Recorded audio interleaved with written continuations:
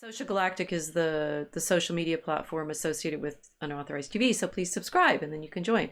But Vox was posting about it and then linking on it, and there was a big conversation going on about IQ, apparently.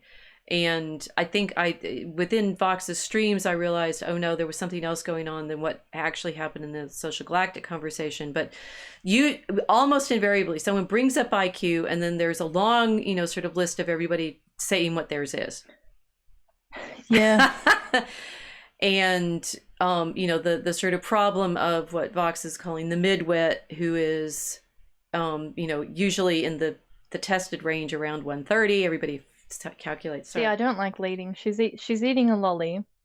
She's breaking the rules. I'm breaking all the rules. Everybody starts talking about their IQ, and I obviously know what mine is because, at least I have a range.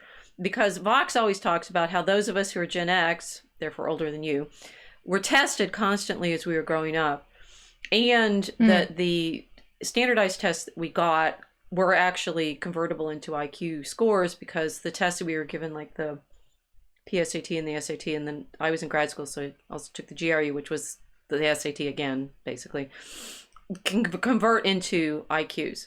I've never done the test. Well, you're young enough that none of these, well, when they were American tests, but two, they're not meaningful anymore because they skewed them all. You were talking about the athlete, the wrestler, and I'll go back in pictures. Yes. The wrestler.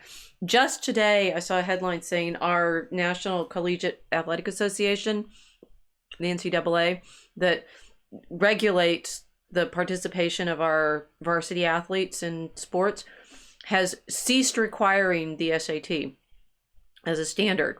Oh, yeah. Wow.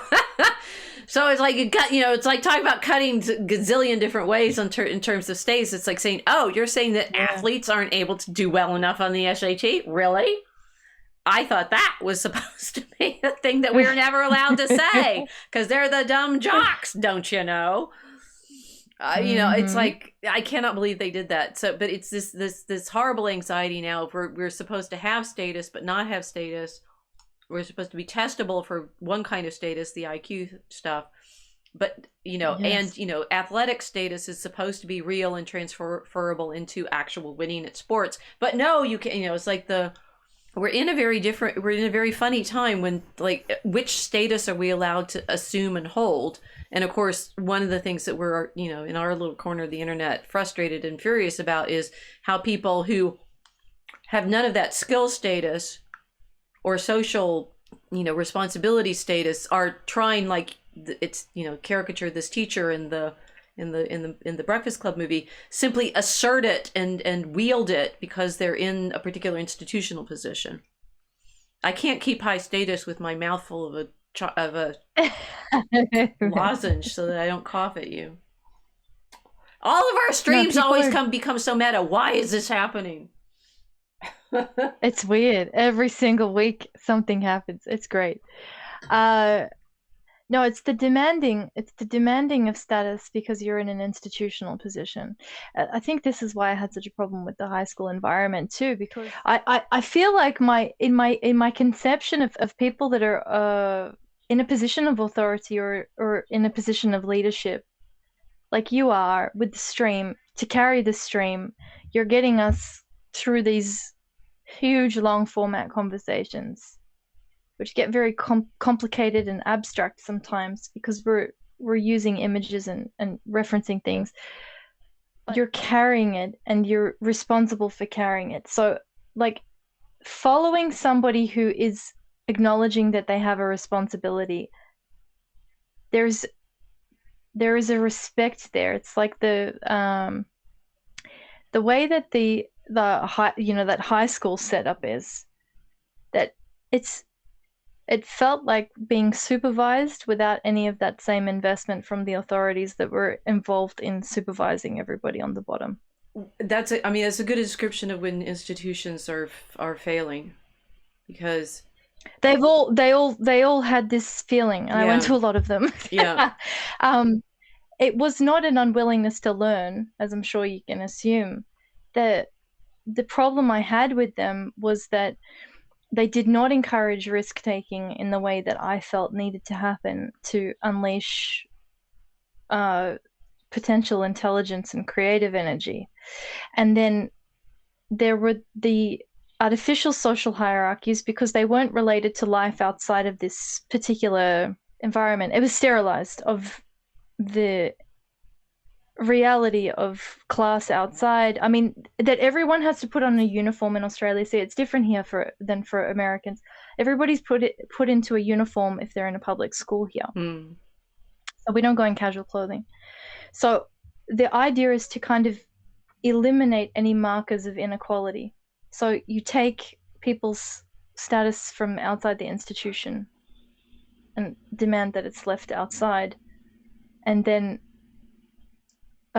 invite everybody into this sterile vacuum of total equality and sameness as much as possible. And people are rebelling against that, and so they're trying to achieve markers of status to kind of reclaim it in other ways that don't make any sense, while being supervised by people who are essentially not responsible whatsoever for what's happening on the inside, because their relationship to the students there are, I mean, it's purely transactional. There's no true social responsibility because of the way that the institutions are set up. It's corporate education. It's not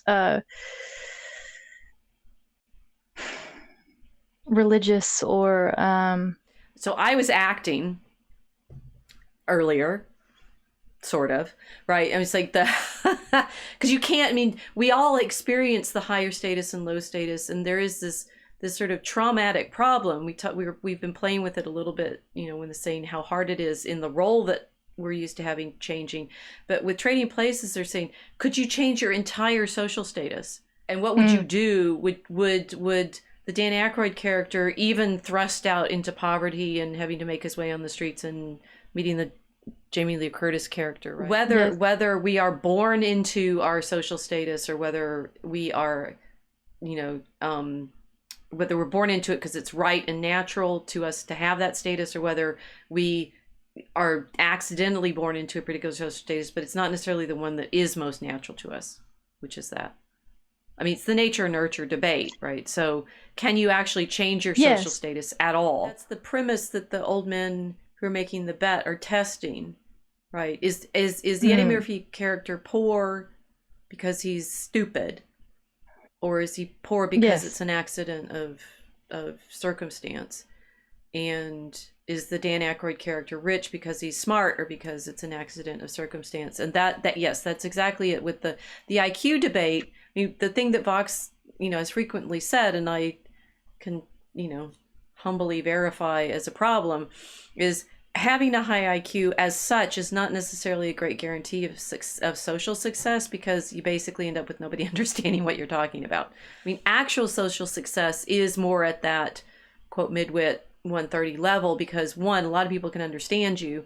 You're smarter than the average people, so you can make good decisions, but you're not in a situation where you simply see patterns that nobody else recognizes and therefore already kicks you out because you sound crazy, right? So the you know, the Trading Places premise is the smarter you are, the more money you're going to make on that trading floor, which is back to what we think about this racial problem that we're constantly in, which is what the NCAA is now playing that it's not going to try to recognize. That, you know, are people in groups more or less likely to achieve certain kinds of excellence because of their inborn abilities? And then we're saying, well, but the social status, it's performative regardless, right? It's not whether you're smart or that's what the social sexual hierarchy is so interesting. It's like, are those inborn or are they learned? Well, one of the things, again, I'll just keep adding to the things I learned from Vox, he said, is the problem with the people that are irritating and gamma-like, and I'm not sure where the women fit in this, or so you guys men, is in some smaller circumstances, they were the smartest one in the room, and then they get into a bigger pool, the bigger fish, this big fish and the little fish in a big pond now. Problem is they're suddenly surrounded by people with abilities that in fact are greater than theirs, and they don't know how to switch status. They don't know how to go from being someone who was the smartest in his class to average. And this, I was thinking about this somewhat seriously in the, you know, so my play acting low status, but the what would I do if I were actually in true low status situation? This is going darker than I had planned, but anyway, we go there. Some of us are worried about looking at, what if you lost everything? What if you truly lost your reputation? You lost your job, you lost your family, you lost, the pirates end up, that's like they're outcasts and out there, and they get to sort of recreate something. But the IQ conversation to me was this thing of, well, the ones at the 130s don't know what to do when they've met, the 150s who suddenly know stuff that they don't talk about. And what would you do at 150 if you met someone that was 180, right? And Fox is like, well, you'd actually be happy because you finally have someone who is in a situation to understand what you're trying to point to. I use the IQ gauge that I was given by those tests to tell me I'm not crazy, because otherwise I'm surrounded by people who are telling me I am. That was an interesting insight for me, that I'm fairly confident I'm smart, but what if I'm actually nuts? And that's why I keep seeing these things that nobody else sees, and why, when I hear a lecture on X, Y, or Z, I ask a question, am I asking a question that's stupid, or am I asking a question that the person I'm asking the question of could not answer because they can't see what I'm trying to show them? That's why I think, there's certain kinds of social testing that the pirates are participating in the movies that are overt, right? If I've got a sword and I can kill you and I can persuade you that I'm stronger than you are, I have a different kind of status than if I'm on a live stream telling you patterns about, the meaningfulness of life and the Trinity, for example, and you can't see it and you don't know what I'm talking about, and so you yell at me. Never would happen. No one would ever do that. No one would ever do that. So that was just a big status challenge in some context, right? It's like status is not always that transparently negotiable. There's all sorts of interesting, like, real life status as against the character status, and can you play this kind of character? Johnny Depp obviously has incredibly high status because he can morph between so many different characters, which someone who's just handsome and like Orlando Bloom can't morph between some, although he's better in these pirate movies than I think people give him credit for. That they're different kinds of performance status, and we're all negotiating these constantly all the time, and we know it. We do know it. I'm high status in this one category and low status in this other category, and you're sort of desperately trying to be in balance in a place where you don't feel humiliated. Yeah, or incompetent. Yeah. Because the issue is the humiliation, but it's also that if you want something to be done well, it's frustrating when it's not. If you can't do something that you're supposed to be doing, it's frustrating. If you don't hit a note, or you can't keep rhythm with the rest of the band, it's incredibly frustrating. Things become discordant. So, like, in terms of the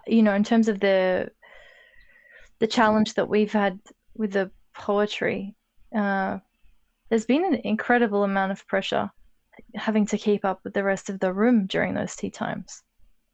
Because if I'm not paying attention, or if one of us are not paying attention, we miss it. Mm-hmm.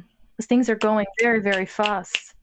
We have an expectation that there's going to be output.